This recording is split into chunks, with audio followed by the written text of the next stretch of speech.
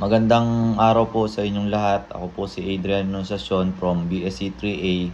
At ito po ang aking output number 2 na ang issue kung dapat po bang alisin ang mga batas na nagbabawal sa tradisyonal na pagdidisiplina gaya ng pamamalo. Ito pong issue na to ay mahirap talakayin dahil may iba't ibang pananaw at epekto ito sa mga bata. Para po sa maraming magulang at guro, ang tradisyonal na disiplina ay nakakatulong sa pagtuturo ng respeto at tamang asal. Sa bansa pong tulad ng Pilipinas, kung saan mataas ang pagpapahalaga sa respeto sa nakakatanda, ang disiplina ay isang mahalagang paraan upang matutunan ng bata ang pagkakilala sa mga awtoridad. Sa kanilang pananaw, ang pamamalo o pisikal na disiplina kung ginagamit ng may limitasyon at intensyon na magturo at hindi manakit ay isa pong effective na paraan upang ituro sa bata ang mga tama o mali sa kanyang aksyon.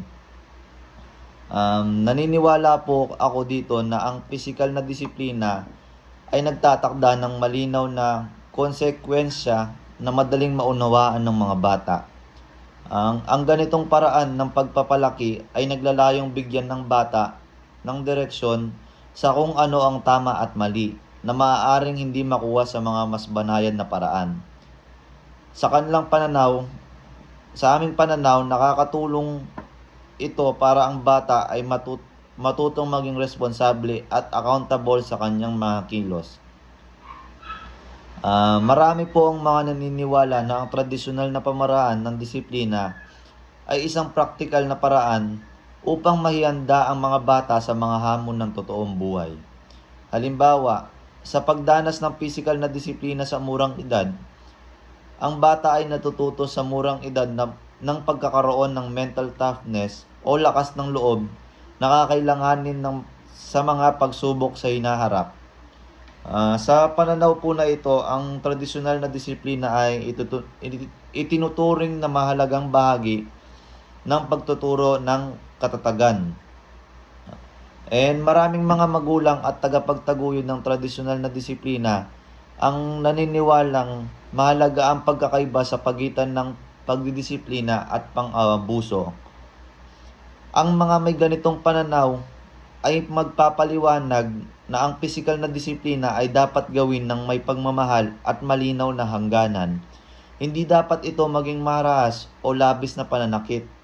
Naniniwala kami na sa tamang paraan at intensyon, ang pisikal na disiplina ay hindi mag-iiwan ng pagmatagalang trauma, kundi magbibigay ng leksyon sa kanilang dadalhin sa pagtanda. Ako po mismo, noong bata ako ay pinalaki sa tradisyonal na pagdidisiplina ng aking mga magulang. Pero hindi ko po ito kinount na traumatizing o dinala hanggang pagtanda. Dahil ang paraan po nila ng pagpapalaki sa akin o dinidisiplina lamang po nila ako pag may mali akong ginawa.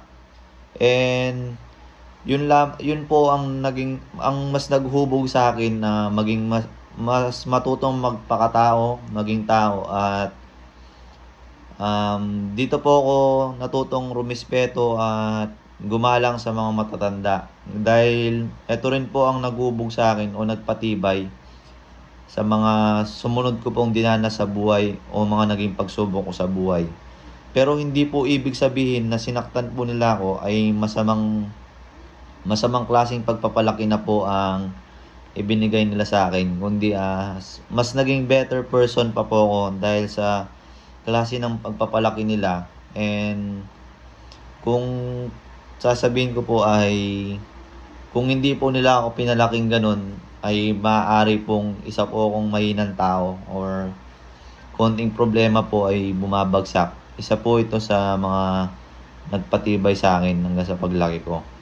Hanggat po sana ay yung mga magulang nagagamit ng ganitong tradisyon ng pagdidisiplina ay matutunan nyo rin po munang makinig sa inyong mga anak.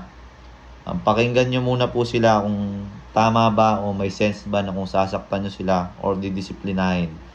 Baka po mamaya disiplina po kayo ng disiplina pinagpipilitan nyo pong mali yung ginagawa ng inyong anak pero hindi po kayo marunong makinig or hindi nyo po makita kung ano pong ibig sabihin o ipinapahiwatig ng anak nyo sa bawat kilos nila.